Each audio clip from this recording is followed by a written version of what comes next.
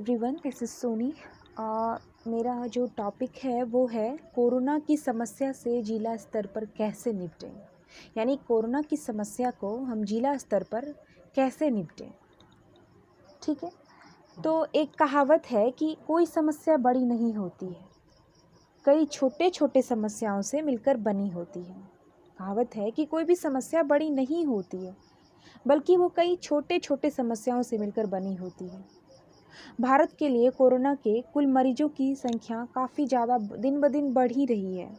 यानी मरीजों की संख्या ज़्यादा हो सकती है, परंतु अगर इन्हें हम 730 जिलों में बांट कर देखें तो इनका प्रबंधन आसानी से किया जा सकता है। 730 जिलों में अगर इसे हम बांट कर देखें तो इनका प्रबंधन आसानी से हो सकता है। भारत को इस पर समझदारी और प्रबंधन को ध्यान में रखकर तथ्य को केंद्र बिंदु बनाकर और जिला प्रशासन को ही कार्यवाही के केंद्र की भूमिका दे देनी चाहिए।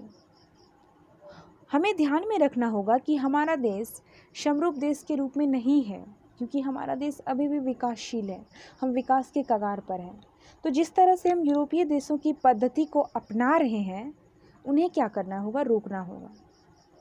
केरल, कर्नाटक और गोवा जैसे राज्यों में कोरोना के मरीज कम ही बने रहेंगे, जबकि बाकी के राज्यों में बढ़ते रहेंगे। तो हम सबसे पहले जिला को कैसे जिम्मेवारी सौंपें, तो इसके लिए मेरा कुछ ओपिनियन है। तो ये है कि अब जबकि सार्वजनिक परिवहन की जो सीमित शुरुआत की जा रही है और विदेशों में फंसे नागरिकों को भी स्वदेश लाया जा रहा है, तो ऐसे में टेस्ट ट्रैक और क्वारंटीन की रणनीति को अपनाने की आवश्यकता है और काफ़ी एक्टिवली इसे अपनाना होगा, टेस्ट ट्रैक और क्वारंटीन की रणनीति को। रेल यात्रा प्रारंभ की जा चुकी है और इस स्थिति में जिला प्रशासन ही अपने क्षेत्र में आने वाले नागरिकों का रिकॉर्ड आसानी से रख सकते हैं। तो इसके लिए क्या करना होगा कि इनकी रिपोर्टिंग के लिए राज्य स्तर पर एक वॉर रूम जैसा तैयार किया जा सकता है। यानी राज्य स्तर पर हम कोरोना की रिपोर्टिंग के लिए राज्य स्तर पर हम एक वॉर रूम बनाकर तैयार कर सकते हैं। कर्नाटक मॉडल की तरह कोविड-19 के मरीजों की जो रियल टाइम डेटा को दर्शाने के लिए प्रत्येक जिले की ट्रैकिंग ऐप बनाई जा सकती है। यानी कर्नाटक में जो भी चल रहा है, तो कर्नाटक मॉडल की तरह ही हम कोविड मरीजों की रियल टाइम डेटा को दर्शाने के लिए प्रत्येक जिला को ट्रैकिंग ऐप बनाकर कर सकते हैं और जिलों को 4 पैमाने पर आंका जा सकता है। पहला क्या है कि टेस्ट की संख्या बढ़ाना होगा, तब पता चलेगा कि हाँ मरीजों की संख्या कितनी है। तो जितनी टेस्ट होगी उससे हमें इसको जानने में आसानी होगा और इनकी सुरक्षा और प्रबंधन में भी थोड़ी बहुत आसानी मिल सकती है। तो पहला है कि टेस्ट की संख्या, दूसरा है नेगेटिव टेस्ट की संख्या। तो हमें एक डेटा बना करके टेस्ट की संख्या करनी पड़ेगी और दूसरा नेगेटिव टेस्ट की संख्या को गिन के रखना पड़ेगा। और तीसरा है कि मृत्यु, मतलब इस पेंडेमिक समस्या से कितने लोगों की मृत्यु हो रही है, तो इसका एक डेटा बनाना होगा। और चौथा है कि क्वारंटाइन मरीजों का जो संतुष्टि के 4 पैमाने ऐसे हैं जिनसे कोरोना मरीजों का जिलेवार सही डेटा मिलने से ही स्थिति संभाली जा सकती है। क्योंकि मरीजों की संतुष्टि पर 4 पैमाने ये तो हम अभी देख लिए हैं कि टेस्ट की संख्या, नेगेटिव टेस्ट की संख्या, मृत्यु और क्वारंटाइन मरीजों की संतुष्टि। ठीक है, तो इनसे कोरोना मरीजों का जो जिलेवार सही डेटा हो वो मिल जाएगा और इससे क्या होगा, स्थिति काफ़ी हद तक अच्छी तरह से संभाली जा सकती है। टेस्ट ट्रैक और क्वारंटाइन, ठीक। फिर है कि प्रत्येक जिले को पीसीआर मशीन के साथ 2 टेस्टिंग केंद्र की सुविधा दी जानी चाहिए। प्रत्येक जिले को पीसीआर मशीन के साथ 2 टेस्टिंग केंद्र की सुविधा देनी चाहिए। और जो मेरा नेक्स्ट टॉपिक है, मतलब नेक्स्ट जो मेरा पॉइंट है वो है कि टेस्टिंग की संख्या के नियंत्रण के साथ ही जिले को एक मान्यता प्राप्त लैब से जोड़कर रखना होगा। यानी टेस्टिंग की संख्या के नियंत्रण के साथ जिले को एक मान्यता प्राप्त लैब से जोड़कर रखना होगा।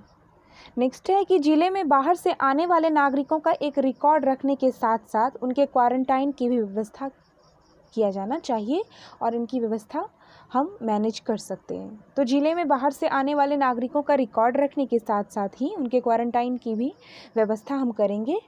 और नेक्स्ट जो है मेरा व्यू वो है कि प्रत्येक ज़िले में कोरोना मरीजों के लिए एक अलग यानी 200 बिस्तर वाला एक अस्पताल उपलब्ध कराया जाए, जिसमें आईसीयू और वेंटिलेटर की भी सुविधा हो। तो जो 4 पॉइंट है कि पहला है कि प्रत्येक जिले को पीसीआर मशीन के साथ 2 टेस्टिंग केंद्र की सुविधा दी जानी चाहिए। नेक्स्ट वन है कि टेस्टिंग की संख्या के नियंत्रण के साथ ही जिले को एक मान्यता प्राप्त लैब से जोड़ कर रखा जाए।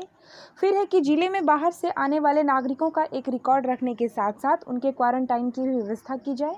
और जो लास्ट है कि प्रत्येक जिले में कोरोना की मरीजों की जो एक संख्या है जिले के अस्पतालों में, तो उनके लिए 200 बिस्तर वाला एक अस्पताल उपलब्ध कराया जाए जिसमें आईसीयू और वेंटिलेटर की भी सुविधा हो।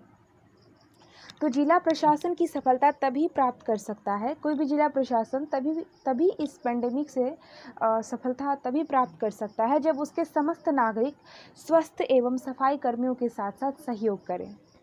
बड़े क्षेत्रों में लॉकडाउन की स्थिति से लोगों में आक्रोश और असंतोष की भावना आ रही है या आ सकती है, तो कुछ 100 मीटर के हॉट स्पॉट को पहचान कर उसे सील करने की स्थिति में ऐसा नहीं होगा और यह काम स्थानीय प्रशासन को मोटे तौर पर सुचारू रूप से करना होगा। अतः जिला प्रशासन को मोटे तौर पर दिशा निर्देश देते हुए स्थानीय स्थितियों के अनुसार रणनीति तय करने की अधिकार दिया जाना चाहिए, जैसा कि राजस्थान के भीलवाड़ा में अभी हो रहा है। तो इतना ही मेरा ओपिनियन है। और अगर हम सही मायने में अगर कोरोना की समस्या को जिला स्तर पर प्रबंधन करके पूरे एक्टिवनेस से अगर इसको हम फॉलो करें तो बहुत जल्द और काफ़ी अच्छी तरह से हम प्रबंधन को ध्यान में रखकर मरीज़ों की संख्या को घटा सकते हैं और स्वस्थ जो भी मरीज़ हैं कोरोना के वो स्वस्थ हो चुके हैं, तो इस क्षेत्र में काफ़ी इम्प्रूव कर सकते हैं और इस पेंडेमिक से कोशिश की जा सकती है बचने की। सो स्टे सेफ, घर में रहिए।